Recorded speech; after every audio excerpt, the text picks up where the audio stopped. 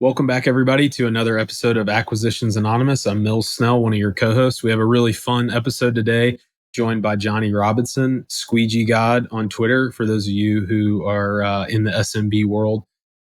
Really fun conversation today. We talk about a bunch of different topics. This is a War Stories episode, so we break from our regular programming of analyzing two companies for sale, and we kind of get down into the weeds. And in any given episode, we let the guests take it where they want to. So in this one, we're talking about things like how you get inspired to start a business. Johnny started his group from scratch and is doing over $1 million in revenue. So that path is really interesting. Things he learned along the way, W-2 employees versus 1099 and subcontractors, the customer acquisition funnel, Yelp, how Johnny's made that work for their business. Really cool, impressive stuff. And then we end with some horror stories and some uh-ohs. So hope you enjoyed the episode. Before we start, a quick word from our sponsor today. Thanks so much for helping support the podcast. Today's sponsor is MicroAcquire, and MicroAcquire is the #1 startup acquisition marketplace, and it is simply the most efficient way to buy and sell startups when you're ready to make your next move. So, we've had Andrew, who's the CEO and founder of the company, on the pod before, and he's been great. The cool thing about MicroAcquire is that most of the conventional options for buying and selling your company, especially a tech one, are expensive for founders. So MicroAcquire puts all the cost and flips that the other side around. So they are free and anonymous listings, and they apply a rigorous vetting process where actually only 50% of the startups make it on average.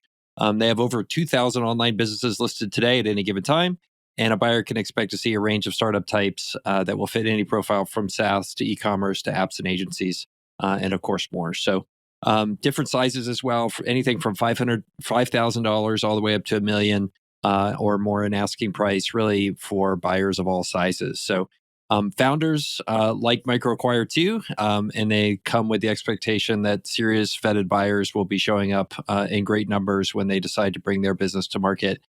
They've helped hundreds of startups successfully get acquired and facilitated hundreds of millions in closed deal volume. So if you're thinking about buying or selling an online business, then you definitely want to check out MicroAcquire. And thanks to them for sponsoring our episode today. Good friends of the pod. So looking forward to all that, and definitely check out microacquire.com. And if you're somebody looking for the right business, definitely go visit there and consider upgrading to one of their premium accounts, where you pay a bit to start the conversation and see deals and more information than just the other options. So thanks again. And here's back to the episode. Johnny, so glad you're here, man. Really glad to have you. We've all been looking forward to this one. The Squeegee God himself joins us on Acquisitions Anonymous. And it's War Stories. So you have baited us, you have teased us with all kinds of horror stories and things that we just can't wait to hear about day-to-day operations. So maybe before we jump in, I think most of our listeners know you and know of your business, but give us the brief rundown about who you are and what you're doing in Orange County. Yeah, man. Well, thank you so much. It's nice to finally meet you, Mills. I've been listening to you in the car for a while now. So I was on Unusual Profits a few months back, but it's good to be on Acquisition Anonymous now. It's one I've definitely wanted to be on. So thanks again for having me. But yeah, if any of you guys follow me on Twitter, at Squeegee God, I run a residential window cleaning business. It's about 90% residential. And now it's kind of turned into I wouldn't go as far as calling it like a holding company, but we have an LLC with a few different businesses under it, and we're well on our way to do over $1 million this year between all the businesses, which is kind of cool. But I'm not going to go as far and say I'm going to get a holding company, because Orange Window Cleaning is the main breadwinner there. But a little bit about me: I got my start in window cleaning, 19 years old, with $150. It's no exaggeration. It was literally $150 to the dot, and just went door to door cleaning windows and pitching like donut shops, liquor stores, just like mom and pop shops, like stuff like that, making $10, $20, and then kind of side hustle for a couple years, and then took a corporate internship. Realized, okay, this is no different from my lifeguarding job at a water park, so I definitely don't want to keep a job. I want to keep. I'll do whatever it takes. I'll do any business it takes to make sure I don't have a job after college. And so I just made orange window cleaning work. And so now I probably spend a couple hours a month on it, and we're up 25% this year. And I only work 2 hours a month on it. So it's kind of cool. But yeah, the basic gist on me.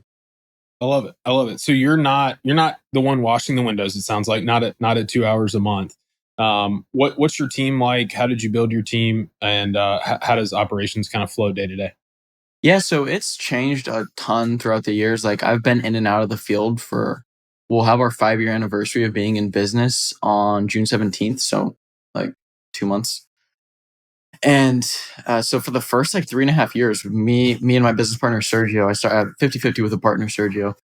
And we were in the trenches, like cleaning windows on and off for the first 3.5, 4 years. So that's kind of changed. Like I said, from like we've had up to 8 W2 employees, technicians in the field before. Now we run the business on subs. But when we were doing employees, we would have like a lead technician in the truck along with the regular technician. And we had 3 trucks that we owned. So there'd be one lead tech, one technician on each of the trucks. Or sometimes if we were short, there'd be one-man crews. And then it was kind of Sergio running the operations, me running the sales and marketing. And then we had a kind of a general manager, admin, like office manager, whatever you want to call her. She didn't really have a title, but she basically ran sent out the estimates, did the bids over the phone, handled any customer complaints, things like that, basic admin stuff, right? Scheduling the employees, things like that. And then, Awesome. yeah. And so we've switched now where we use subcontractors instead of employees. So other window cleaning companies. And that's a lot easier. We have a remote team member in the Philippines who actually runs the whole business. She books the subs, onboards new subs, schedules them, and the subs just take care of the work. And we just have a really good system for quality control over the phone, communicating with the customer. We've still been able to maintain our 5-star reputation even without having any employees. I want to be able to talk more about that. Before we get into that, what did you go to school for? I'm guessing it wasn't SMB. It wasn't anything service business related. What was your background, and how did you find your way into this specific service? Yeah, so it's kind of funny. I come from a family of no entrepreneurs, right? Like literally zero entrepreneurs. Everybody's kind of making ends meet, and I was taught go to college and get a job, and so that's what I did. I signed up for community college. I barely graduated high school at like 1.9 GPA, I think 2.0 maybe, and I got my first job. I was pretty coddled growing up, not gonna lie, like pretty spoiled, so had no idea like how anything worked. And I got my first paycheck at this lifeguard job. I was like, oh, this is cool. I'm making my own money. But I also had to deal with management and people telling me what to do, which I don't really like. And I realized I didn't like that. And so I was like, oh, this sucks. So I Googled, I think it was like how to code. Like I was trying to learn how to code because I wanted to get paid more. But then I found out like startups were a thing. And I was like, oh, what is this startup stuff? And I was like, people are just starting companies.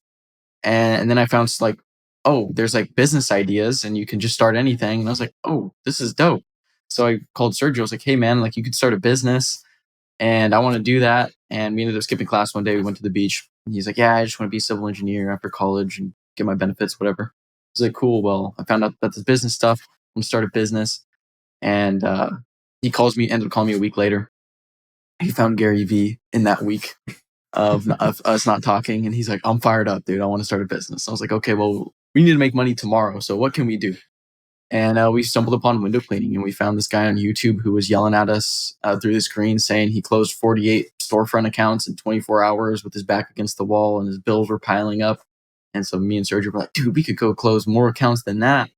And that's how we got started. That's how we got into it. That's awesome. I love it. Yeah, to answer your other question, I went to school for computer information systems to begin with, and I ended up switching to entrepreneurship, which honestly was a bonehead move. I wish I would have probably stuck with computer information systems instead of going to entrepreneurship because none of my professors had businesses. So I was like, what the hell am I even learning from you? Yep. I think that's a repeat theme in academia, right? The guys who are teaching entrepreneurship are they've been teaching it for a long time, but not necessarily doing it. Right, exactly. So Johnny, like one question I get over and over again from people is, it's pretty obvious how you get into a business and work in the business, right? You buy it and you go run it, right? What confuses people is how they get out of it. So like, how did your decision to become mostly passive in your business come about? And then specifically, like, how did you do that? Yeah, so it came about because I actually got on Twitter and I saw everybody doing cool stuff, and I was like, I want to do other cool stuff too because window cleaning is kind of boring. And you do the same thing for so long, it gets kind of boring. Especially something like cleaning windows. Like, come on, I can only talk so much about cleaning dirt off of glass. So, yeah, that kind of was inspired me to kind of get into some other things. And how did I go about like making it more passive and pulling myself out? It's a good question because I didn't know it was really like I didn't realize the difference of like owning your job versus owning a business until I was probably like a junior in college, so a couple of years ago. And that was coincidentally when I joined the entrepreneurs organization. For those you don't know, it's a peer group of entrepreneurs who own businesses generating $1 million or more revenue. Um, I'm an accelerator, or I was an accelerator, which is for between 250 and 999K in revenue, and they help you scale up. They teach scaling up. Is long story short, which is similar to like traction. I feel like it's a little bit more in depth as opposed to traction. But I learned that, and I was like, wow, you can really like take this framework and apply it to any business and make cash flow for yourself. And really, you don't have to do the day-to-day stuff. And I was like, this is cool. So I started kind of applying those things, and me and Sergio just started testing and throwing things at the wall and basically doing whatever we could to pull ourselves out. And the first step was obviously hiring technicians. So we started dabbling in hiring technicians, and we started doing that with friends and family, which honestly, I wouldn't recommend. We did have one friend that worked with us. I will say though, we did have one friend that worked with us, and he stayed with us for like 3 years. He's amazing. He saw it through, and we greatly appreciate him. Shout out to Jacob. But yeah, most of them didn't work out. I like hired my nephew, I've hired friends from high school, and yeah, most didn't work out. What are the issues there, Johnny? Is it hard to hold people accountable? Is it hard to have boundaries in those relationships inside and outside of work? Where did the shit hit the fan, so to speak? Yeah, good question. So typically the mindset I was coming from was like, oh, well, this is cool. He can help me. He needs a job. Like my friend needs a job, and I need someone to work for me to clean these windows. So like it'll work out perfectly, and I'm his friend, and he'll work hard. Okay, yeah, not the case. Most of the time, it's he's my friend. I can get away with this. He's not going to say anything anyways. And on the flip side, it's challenging for you as the friend. At least for me, it was of like, okay, well, this is a friendship, but also it's my business. So I need you to do what I ask because you're getting paid to do that. But at the same time, I don't want to like, hey, like micromanage or like tell him what to do and make him feel some type of way about it. And so it's kind of that weird relationship in it, which unless the friend is just an all-star and you never have to tell him anything, 9 times out of 10, it's just not going to work out, is what I realized. And if he was an answer your all-star, he'd question? probably be your absolutely. If he was an all-star, he'd probably be your partner, not your employee. In this case, right? If he's your buddy and he's a go-getter, he's probably a guy you asked to help you start the business kind of thing. Right. That's interesting. I agree 100%. And it worked out with me and Sergio because Sergio's my best friend and we're 50-50 in everything, all the businesses we own. And it's worked out great because he's got his particular skill set. I've got a particular skill set. We're aligned on the goal, and he works his ass off.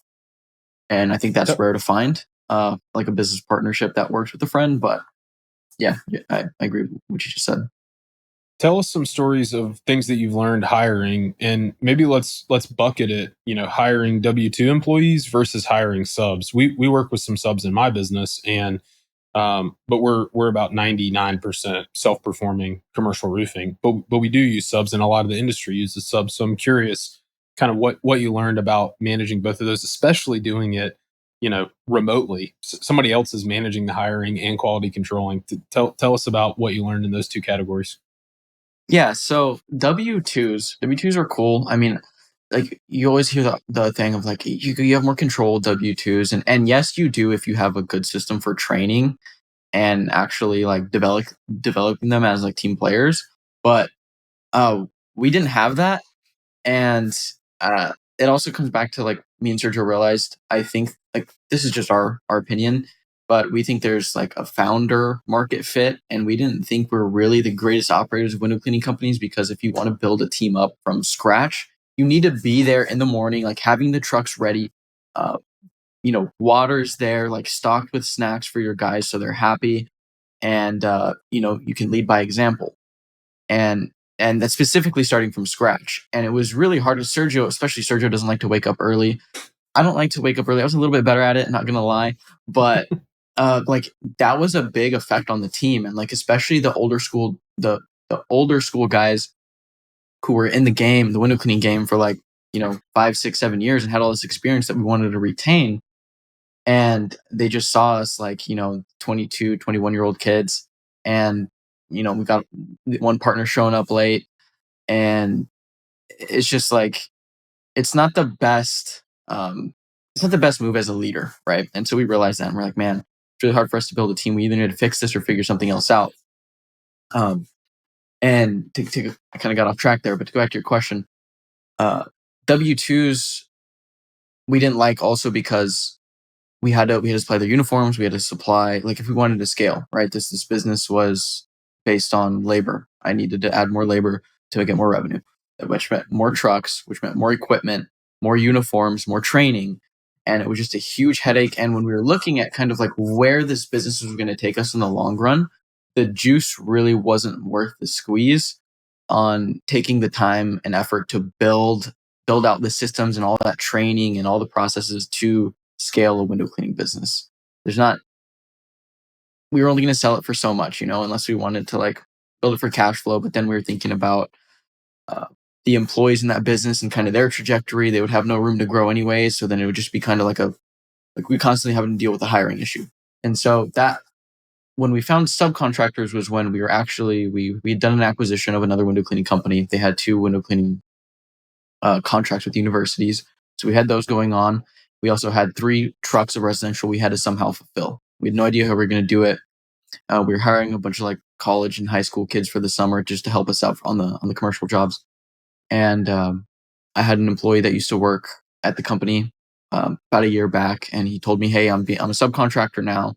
I take 55% of the job. You keep 45%. I'll go do any job you want." And the dude was a killer employee. He had tons of experience. And so I trusted him to go do jobs. And we were in a bind. We had a really big residential job we had to take care of that we just didn't have the manpower for.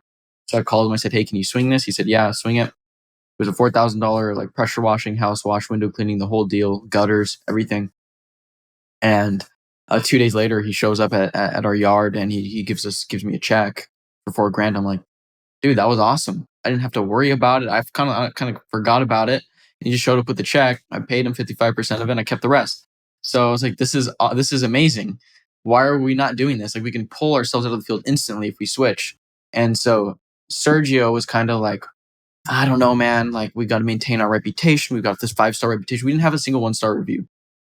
And I was like, trust me, dude. I'm telling you, as long as we have really good communication and maintain the systems over the phone that we have right now, we will continue to have 5-star reputation with subcontractors. He's like, okay, all right, let's do it. And we switched that month actually.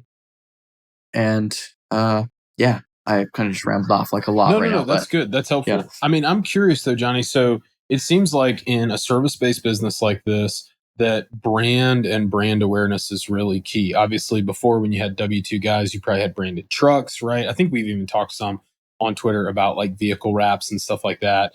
Talking about, uniforms and all those kind of things. Are your subs repping your brand or are they white labeled? Are they just going out in generic uniforms or do they have their own brands and you don't care? Yeah, so we get that question a lot of what happens if someone shows up in different brands? One, if your subcontractor is investing in branded materials, they're probably not going to be your subcontractor. Subcontracting and window cleaning is a little different than I would say licensed trades like roofing. And correct me if I'm wrong, but we're not bidding a job and then marking it up and then having a subcontractor go do it. We're giving them 50 to 60% of the job and keeping the rest. So guys that are going to take that deal, they want to make a little bit more than an employee would, because our best subs make anywhere between 8 to 12K a month. And so it's you can make that as a subcontractor or you can go as an employee and make $4,000 a month. What are you gonna pick? Mm-hmm. So these guys, they don't really care about branding. They just want good price jobs that are like, what's the word I'm looking for here? They're all of the pain in the ass factors are taken into account, and they just want to show up, do the job, get paid. And if they're investing into branded materials like wrap trucks, uniforms, things like that, they're not going to be your subcontractor in the first place. And to answer your other question, so we do, with one of our guys, we do lease one of our trucks to him. So he leases the equipment, everything, and he'll wear our uniform sometimes, but that truck is wrapped. So we do kind of get that moving billboard here and there with that one truck. But the subcontractors, they don't wear branded materials. We have an agreement in there that says like, look, we don't care like what you wear for the most part. And just don't wear like branded materials. Okay, gotcha. So it sounds like your customer acquisition funnel is not built off of, the potency of your brand. You guys have some other engine that's generating I would say leads. It is actually, which is interesting. Because we've realized like there's kind of two sets of customers in home service. You've got the ones who will just like, they just want to work off referrals. They're in the local, next door Facebook groups saying, okay, I need a roofer, right? Or I need a cleaner, whatever it is. Or they're asking their friends. Then there's the customer, which you're going to see more of, like coming as technology gets better, more people start to adapt to more technology, is the people who just want to get online quotes. They're going to go with like the best reviewed person. And so that kind of reputation and that customer acquisition and the brand is really well positioned on the internet. Great website, online quoting. We have all the review automation to continue to build the Google My Business and the Yelp and the Facebook. So really, it's like an internet-based home service brand, if that makes sense. Yep. Oh, absolutely. You've said something publicly on Twitter about Yelp and how powerful it's been for you. Let's maybe talk about that, and then let's talk about the rest of your kind of tech stack, for lack of a better. It's more like your operation stack that has to do with technology. But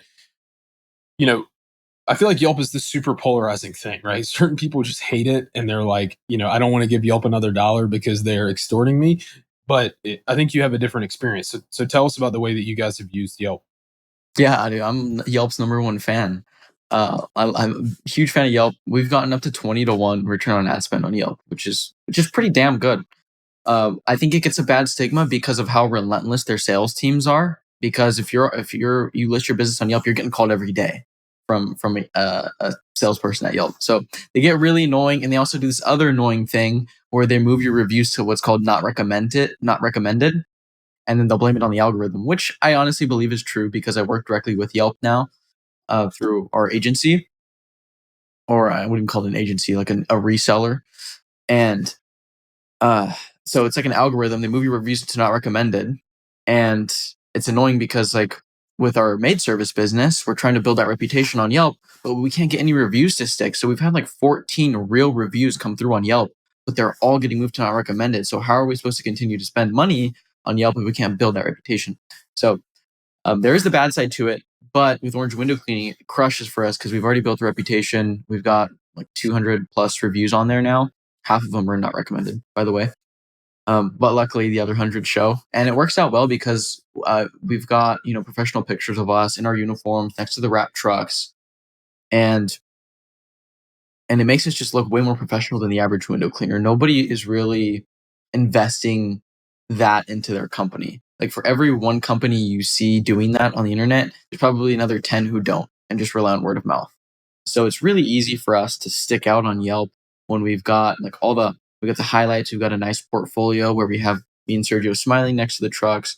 We've got our team presented in like our uniforms. We've got pictures of like professional pictures of clean windows of us doing the work.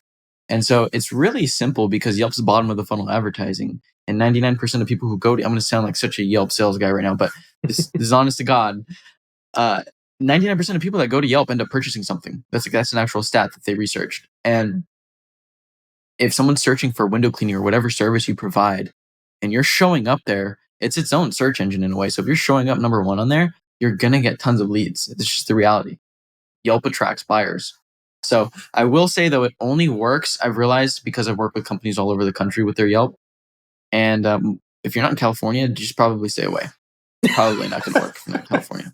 That's amazing. That's like, that's totally unexpected. I didn't think you were going to say that. Is that because of density, or I mean, I use Yelp like whenever I'm in a new city looking for a restaurant to eat at, but I've never once used Yelp in South Carolina to look for a service. Right, exactly. I don't know what it is. It just doesn't work in other states. The search volumes, I can see search volume in any metro area across the US and how many people are searching for services. And it's crazy because I can pull up like house cleaning or window cleaning here in Orange County and I can see 50,000, 60,000 monthly searches just in the county, just within 20 miles of me, And which that's is nuts. publicly available information like to anybody. That's not something proprietary that you have that nobody else has. Yeah, so it's kind of proprietary. Like I said, we're a reseller, so we have access to the tools. Okay. But if somebody were to just DM me, I can pull. I always pull reports for people, whatever they want. So it's not necessarily public, but if anyone needs help, I'm more than happy to help them out, make the decision. But yeah, 9 times out of 10, if you're not in California, it's not going to work. It's like some crazy stat that Yelp's just over $1 billion a year company, and like 80 or 70% of their revenue comes from home service companies in California.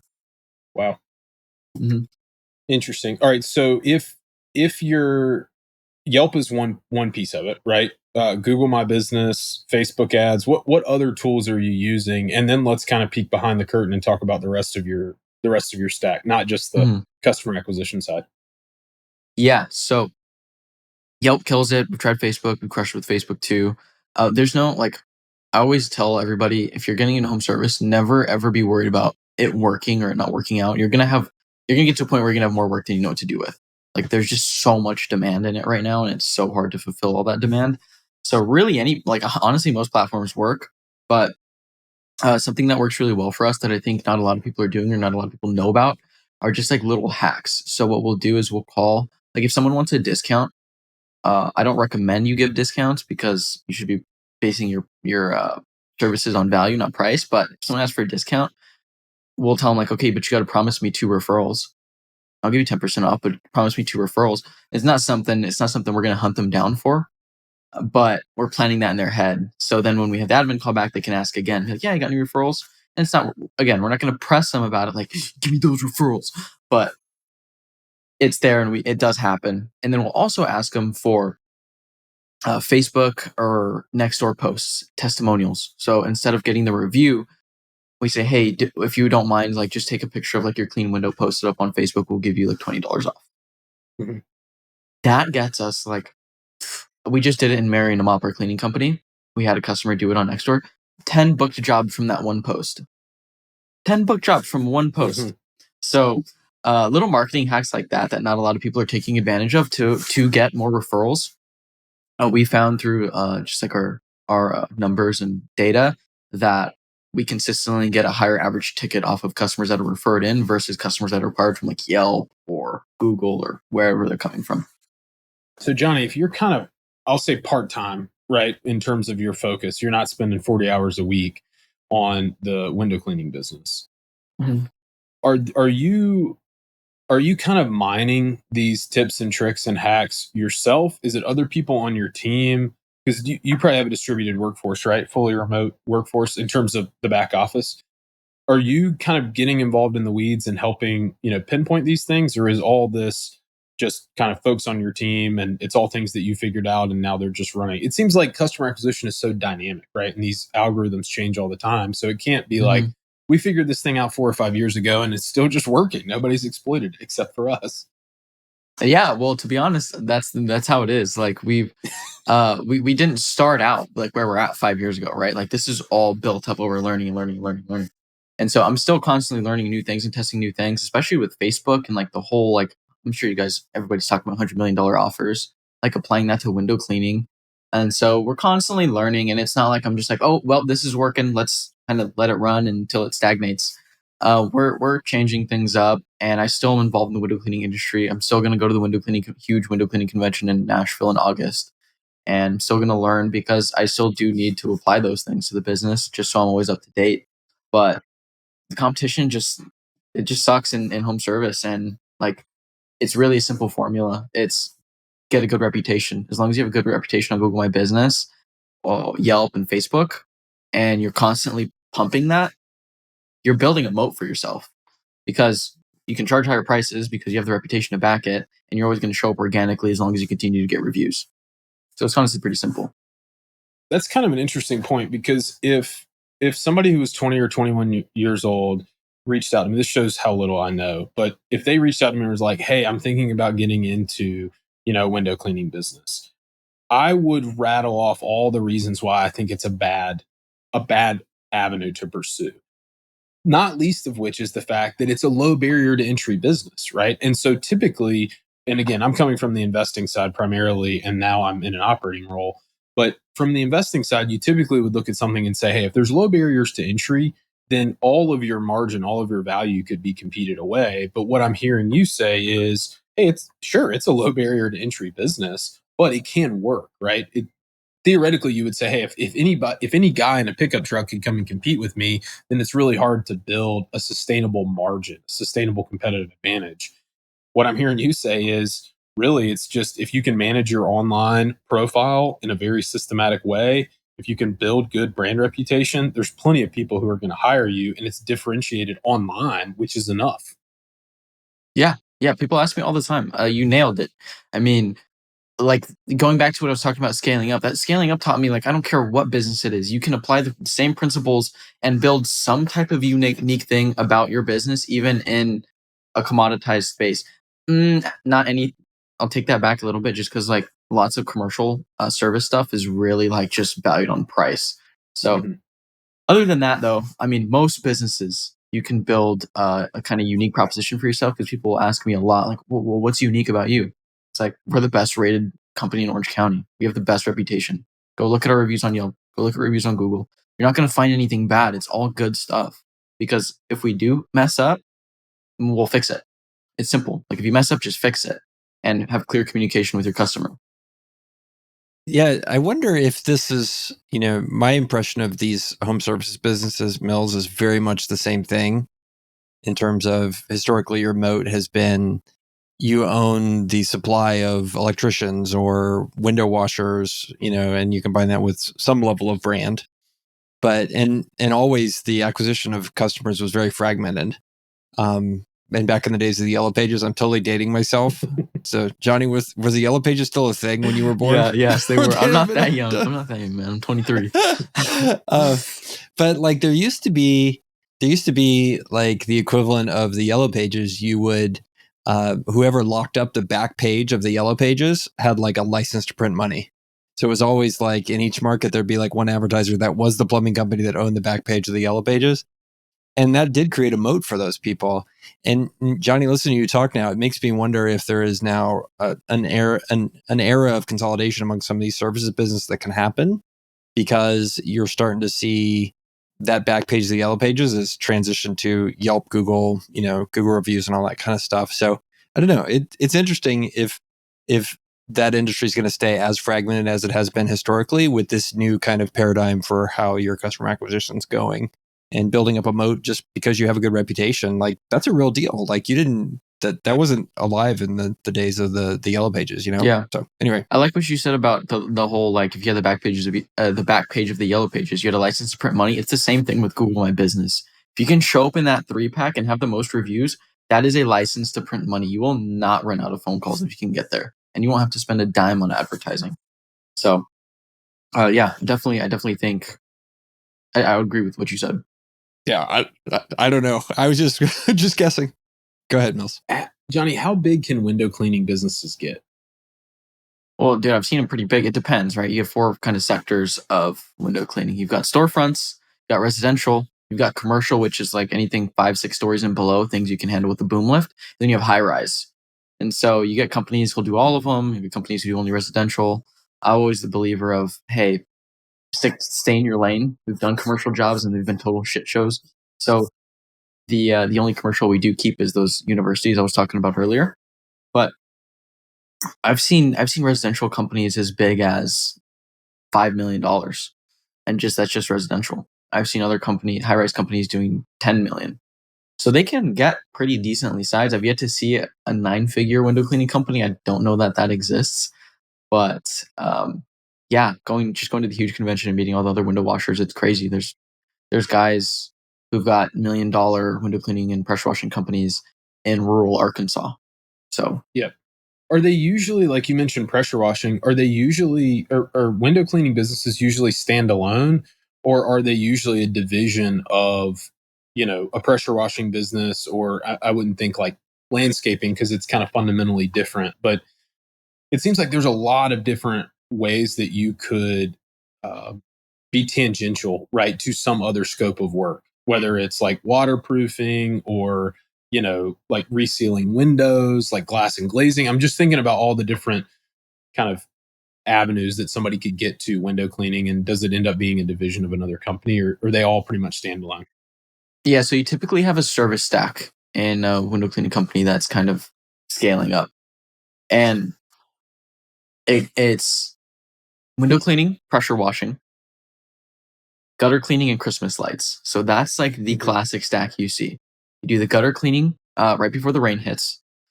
You do the Christmas lights in the winter to keep the guys busy, and you do the window cleaning all through the summer and spring and summer when it's really busy. It's busy season for window cleaners, and you upsell the house washing or pressure washing. Another avenue a lot of people are starting to move to that I'm not seeing a lot of people talk about either, which is kind of a cool opportunity if you want to get into it, is soft washing. So I'm not sure if you guys have heard of soft washing, but you're mixing chemicals, so typically bleach and water, and you have some other things, but the typical mixture is bleach and water. And I'm sure you know, Mills, you're a roofer. You see the algae on the roofs, right? Mm-hmm, mm-hmm. Well, that has to get off. And what people are doing is called soft washing, and you spray the bleach on the algae, kind of break it up. You let it sit for an hour or so, and then you just softly spray it off with a garden hose. And you're not using any pressure, so that's why it's called soft washing. But the algae just falls right off, and it's crazy because these guys, and they're making like $2,000 to wash a roof, and it's taking them 2 to 3 hours. I have so many questions about that, mainly because, one, we don't do any residential work. So, I can throw stones at those guys all day long, but it's hard enough from a workers' comp standpoint to put guys on a roof and keep them safe and keep your workers' comp claims down. If you're up there with water, my heart flutters a little bit in a bad way, just being worried about that. But I get it. I mean, that seems like a lot given the fact that, if it's a 2000, if it's an $8,000 new roof and it's $2,000 to wash the roof, I mean, I think people probably do pay that. You also have HOA mandating roof cleans too once they get dirty enough. That's a great point. That's a really good point. You guys, I think, experienced a pretty decent bump with COVID. You're not, home cleaning makes sense, commercial cleaning makes sense. I'm kind of surprised that you guys would have a COVID bump, but what's the delineation of your customer base from like retail to, maybe hospitality, like restaurants and bars, to just general kind of commercial and residential? I guess people were home more and they notice their windows are dirty and they want them cleaned more frequently. But enlighten us on the COVID bump and how you manage that. Yeah, so kind of like I said, like 90-10, right? 90% of our customers are residential, and the 10% comes from the universities. So really, we're residential, strictly residential. We like to stay in that lane. And during COVID hit, and COVID was brutal because January through March, and this varies depending on where you're at in the States, because rainy season might come a little later, might come a little earlier. But for us, January through March is always about 25 to probably 40% of what busy season is. So taking about like a 60 to 75% hit on our revenue January through March typically every year. And that's because the rain or the fear of rain. So it might not even be raining out, but when we talk to our customers and call them to try to book them, they're like, I'll wait till April. I'll wait till April. Wait till April. Because they don't want to get their windows cleaned and then the rain comes and messes it up. Because window cleaning can get expensive, especially for these bigger houses in Orange County. So I'm sorry, I'm rambling. What was your original question? Well, I'm just thinking about how did you manage the COVID bump and why was there a COVID bump? Yeah, so to go back to the rain, it was raining and COVID hit and it took us out for like like a month. We had no calls, no bookings, and I honestly was about to close shop on the business. And then we got one call, and I was like, "Oh, cool, we're getting calls again."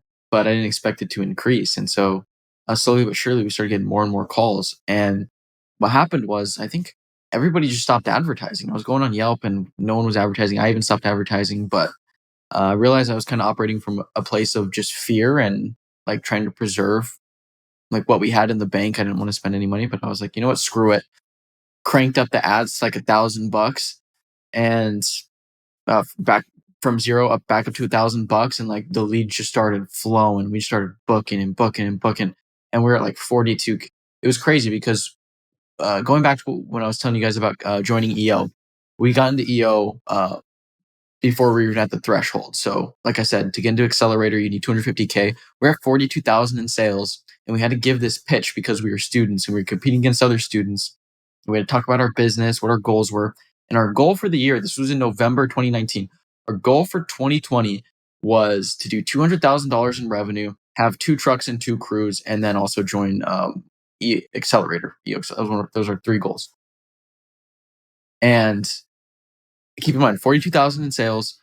COVID hits 2020. We're like, there's no way in hell we're hitting 200K now. Business is over. And cranked up the ad spend and started acquiring a bunch of customers. And we ended up just hitting all our goals. We just, like, people were home. They wanted their windows cleaned. They were looking out their dirty windows. And we were the company showing up that would come and fulfill the work. So we ended up hit 205,000 in sales. We had 2 trucks and 2 crews, and then we got into EO because they gave us a scholarship for free. So that was kind of cool. Nice. I love it. What in terms of, I just want to make sure I have the timing right. So when you got the COVID bump, you were already using subcontracted labor, so it wasn't like you had to staff up. You just went and found some more subs. No. We were employees at the time. Oh, okay, so you were all employees at that time. Yeah, and I was the only person in the company actually because Sergio graduated a year before I did. I took an extra year to graduate, and he graduated May 2020. And he's like, you know what? I got the civil engineering degree. I didn't go to school for nothing. Mm-hmm. So he's like, I'm gonna, like, we had no work. I didn't blame him. I'm like, yeah, dude, like, go ahead. I'm just gonna stay here and try to figure this out. But he went and got the civil engineering job, so I was by myself. And when I got that first call. And so I really had to rebuild the team from scratch. So it started with me. I was going to do the jobs by myself. Then I found a guy, someone my mom knew, and he started helping me out. Then hired another couple guys, and eventually we had a team of like 5 dudes. I hadn't bought the second truck yet, but then Sergio was like, hey, this job sucks. After like 2 months, can I come back? And I was like, yeah, dude, come back. I don't care. So I came back 50-50 and rebuilt the team from scratch. Wow. You let us know that you have some crazy hiring stories, some wild hiring stories. Any of them that stand out in your mind that we need to make sure we grace everybody with? Yeah, I have a few. So I'll go like the least worst to the best. So we used to run the business out of a house. And it was funny because I was renting the house next to my mom, and then my mom had the house next to me. So they were right next to each other.